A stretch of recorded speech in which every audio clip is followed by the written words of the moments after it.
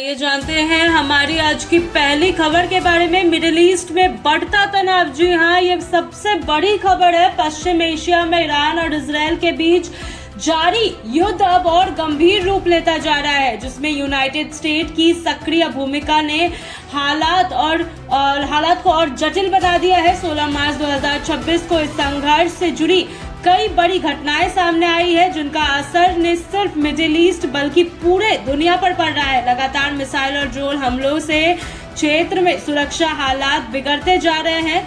कई शहरों में एयर डिफेंस सिस्टम सक्रिय है और आम नागरिकों को सुरक्षा स्थानों पर रहने की सलाह दी गई है। इस युद्ध का सबसे बड़ा असर वैश्विक तेल आपूर्ति पर पड़ रहा है, क्योंकि स्ट्रेट ऑफ हॉर्मुज जैसे अहम समुद्री मार्ग पर खतरा बना हुआ है। इस रास्ते से दुनिया के बड़े हिस्से में कच्चे तेल की सप्लाई होती है।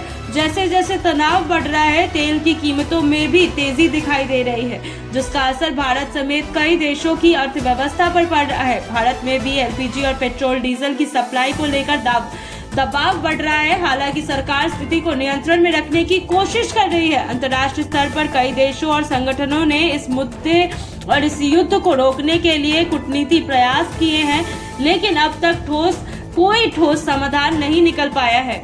विशेषज्ञों का मानना है कि यदि यह संघर्ष लंबे समय तक जारी रहा तो इससे वैश्विक अर्थव्यवस्था अस्थिरता, ऊर्जा संकट और सुरक्षा चुनौतियां और बढ़ सकती है।